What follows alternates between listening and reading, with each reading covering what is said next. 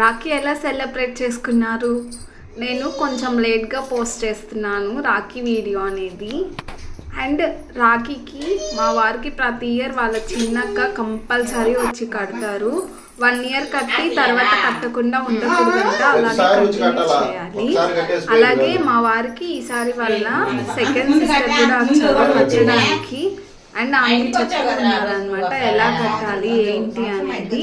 అవి రాఖీ వాళ్ళిద్దరిని first place లో చూపించారు కదా. అండ్ మేము ప్రతి ఇయర్ పూజా రూమ్ లోనే కట్టించుకుంటాము. అండ్ ఏంటి అంటే రాఖీ వైఫ్ అండ్ హస్బెండ్స్ కూడా కట్టుకోవచ్చంట. దానికి ఒక స్టోరీ ఉంది. రక్షాబంధన్ ఎందుకు జరుపుకుంటారు అంటే మహాబలి యుద్ధం జరుగుద్ది ఇంద్రుడికి మహాబలికి. జరిగినప్పుడు ఆయన ఓడిపోతాడు.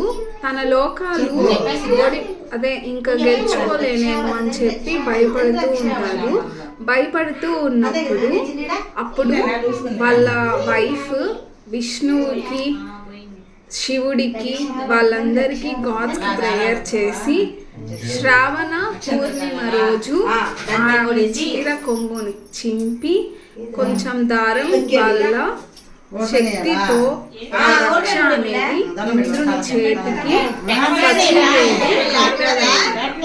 తర్వాత ఆ రక్ష బంధనం కోసం కడతారు కాబట్టి దాన్ని రక్షాబంధన్ అని అంటారు.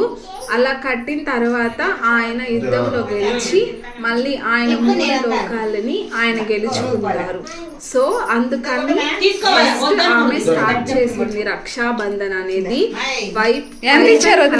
కూడా కట్టుకోవచ్చు.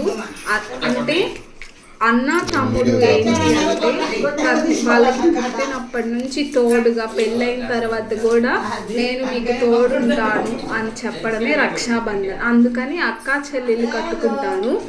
అండ్ వైఫ్ అండ్ హస్బెండ్ ఏంటంటే వాళ్ళు మమ్మీ డాడీని వదిలి వచ్చిన తర్వాత వైఫ్ అండ్ హస్బెండ్ ఇంకా వైఫ్ లైఫ్ లాంగ్ హస్బెండ్ తోనే కష్ట సుఖాల్లో జయాల్లో అన్నిట్లో తోడుండాలి అని చెప్పి కట్టుకోవచ్చు అనమాట మనం. కానీ మనకి అంత లేదు వైఫ్ అండ్ హస్బెండ్ కట్టుకునేది, కానీ కట్టుకుంటే ఏం తప్పేమీ లేదు. సో రక్షాబంధన్ ఇలా వచ్చిందనమాట. మనము రక్షాబంధన్ కట్టుకోవడమే కాదు వాళ్ళకి కష్ట సుఖాల్లో ఎప్పటికీ తోడుంటామని చెప్పి ఈసారి ప్రామిస్ అయితే చేయండి. వాళ్ళకి చిన్న ఆపద వచ్చినా మీరున్నారు అని చెప్పి ధైర్యం ఉండాలి. అండ్ మా ఇంట్లో ఇలా సెలబ్రేట్ చూడండి అండ్ ముద్దుల వదిన వాళ్ళు ఏం అజమాయించి అలా ఏం చూపించారు అనమాట. జస్ట్ ఉంటారు. ఈసారి నేను మా వదిన ఆన్లైన్ లో పెట్టుకున్నాము. అండ్ కప్స్ కూడా వచ్చాయి. చూడండి మా వారికి కప్పు ఇచ్చింది మా వదిన. బిగ్ బ్రదర్ అని మా వదిన మీషోలో పెట్టుకున్నారు. 2 వచ్చాయి అనమాట. ఇంకొక తమ్ముడికి కూడా కట్టాలి అని బిగ్ బ్రదర్ స్మాల్ బ్రదర్ అని పెట్టుకున్నారు. బిగ్ బ్రదర్ మా వారు కాబట్టి ఆయన ఇచ్చింది. అండ్ వాళ్ళకి 500 ఇచ్చారు ఇద్దరు అక్కలకి. ఇదేమో నా రాఖీ నేను ఫ్లిప్కార్ట్లో పెట్టుకున్నాను. నాకు అన్నలు ఎవ్వరు లేరు, తమ్ముడున్నా నేను కట్టలేను కాబట్టి మా వదిన వాళ్ళ హస్బెండ్ ఉన్నారు కాబట్టి ఆయనకి లాస్ట్ ఇయర్ కట్టాను. అండ్ ఎవ్రీ ఇయర్ కట్టాలి అని చెప్పింది మా వదిన.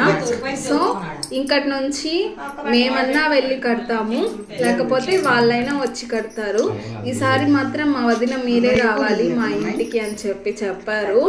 అండ్ నాకు ఈ బ్రదర్ అయితే స్వీటెస్ట్ బ్రదర్. అందరు బ్రదర్స్ లోకి ఓపెన్ గా మాట్లాడతారు, మంచి చెడులు అన్ని చెప్తారు. అండ్ క్లోజెస్ట్ బ్రదర్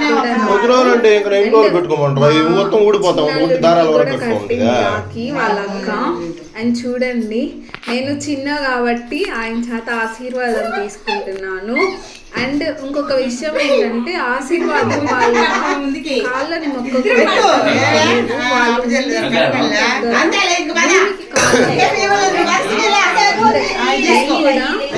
కప్పిచ్చాను మా అన్నయ్యకి చైన్ గ్రీటింగ్ కార్డు. అండ్ ఆ కప్పులో చూడండి మా అన్నయ్య చెప్తా ఉన్నాడు గ్రీటింగ్ కార్డ్ కిచెన్ అని. ద మోస్ట్ వాంటెడ్ అబ్బాయి వీడు. ఎప్పుడు ఫస్ట్ పెద్దవాళ్ళకి కట్టిన తర్వాత నీకు కడతారు రా అంటే ఎంత యాంగ్జైటీగా ఉన్నాడు, ఎక్సైట్మెంట్ కూడా ఉంది. అండ్ చిన్న పిల్లలు స్మైల్స్ చాలా బాగుంటాయి కదా. తనకి సిస్టర్ అవుతుంది, మా చిన్న వదిన వల్ల తను ఎవ్రీ ఇయర్ వాళ్ళకి అవుతుంది. వాళ్ళిద్దరు సేమ్ ఊళ్ళోనే ఉంటారు. అండ్ ఈసారి ఇక్కడికి వచ్చారు కాబట్టి ఇక్కడ కట్టించుకుంటున్నాము.